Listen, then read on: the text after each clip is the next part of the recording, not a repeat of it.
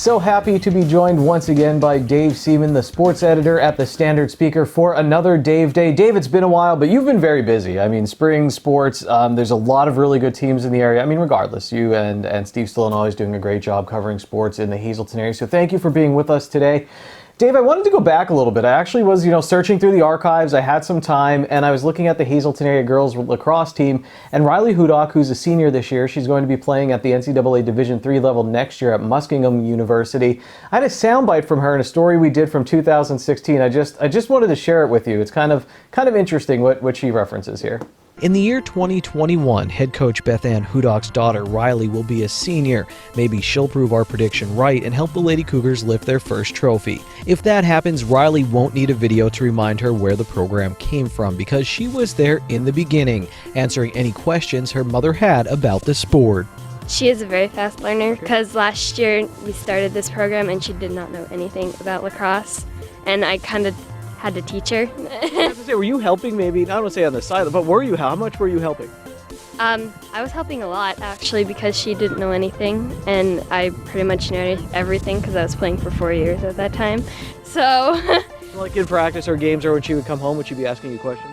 Yeah, she asked me how they did and what she thinks we could improve on, and I kind of told her what we can improve on and how we can do that. So Dave, there's Riley Hudock all the way back in 7th grade. She was a big part of this Hazelton area program, helping it out when it was first getting it on its feet with her mom, since her mom, the head coach, Beth Ann Hudock, didn't have a lot of experience with it. But they've come a long way in a short time as they continue to play varsity lacrosse. I saw recently they had a close game with Abington Heights, but they'll be a team to look out for this spring. It's a great story to tell because not only are you starting a program from the ground up, you thought last year would be kind of a bridge between an expected decent first season. You build that program the first season. The second year, you're going to expect to make some strides. And then last year, you had the COVID situation where the whole season was canceled. So that kind of, you get stuck in the mud a little bit, and then you have to come back this year. And, with Riley, one of the team's leaders, the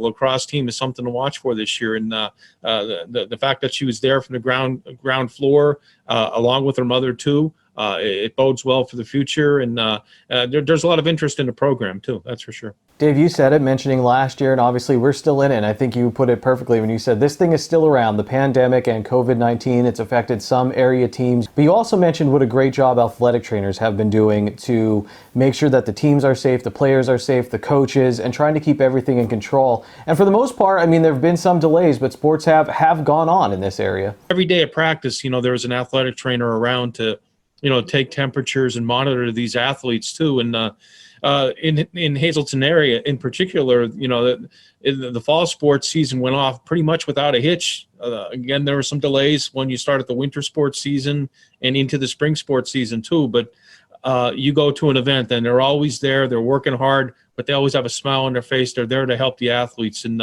they deserve a salute. I know last month, March, was observed as National Athletic Trainer Month, but in my opinion, it should be every month, especially this past year, because they've really gone above and beyond the call of duty. If you need a little bit of a preview, go back in the Standard Speaker for our local teams to search some previews, because you did a fantastic job with that. Really enjoyed the preview of the Hazelton area baseball team. Dave, the talent on this team, it's ridiculous. I mean, I think that's a fair word to say. We've watched a lot of these players come up since Little League.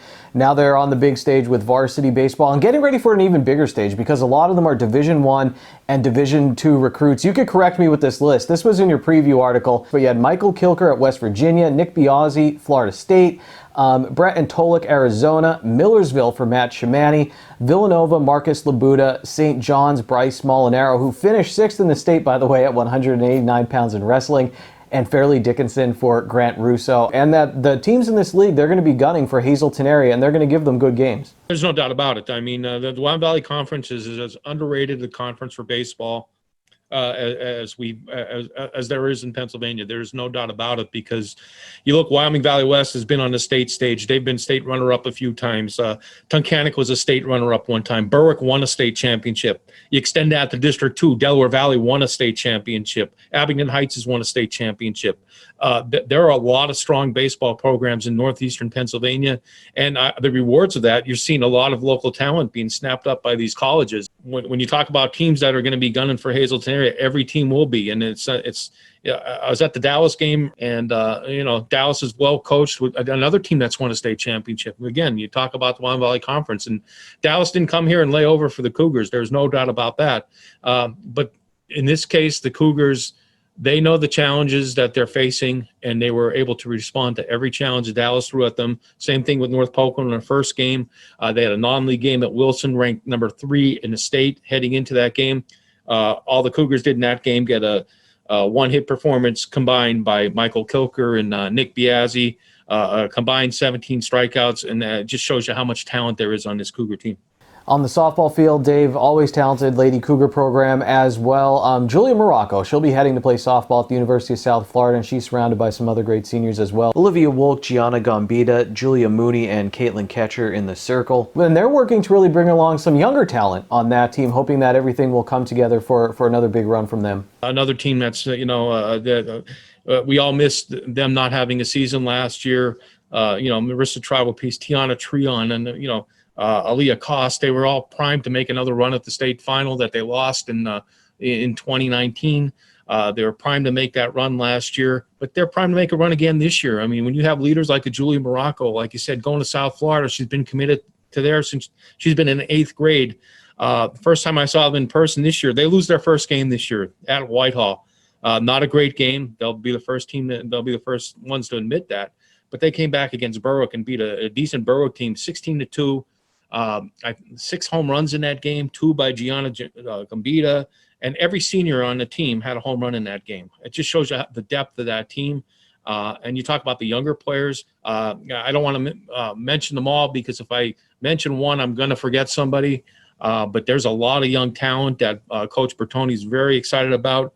And you blend that with the veterans they have coming back, and certainly a threat to win the Wine Valley Conference again, and be a contender for in District 2, District 4, the sub-regional, and again, make noise in the state tournament. Well, Dave, today was wonderful. Thank you so much for your time, and please read his work at standardspeaker.com and in the Standard Speaker.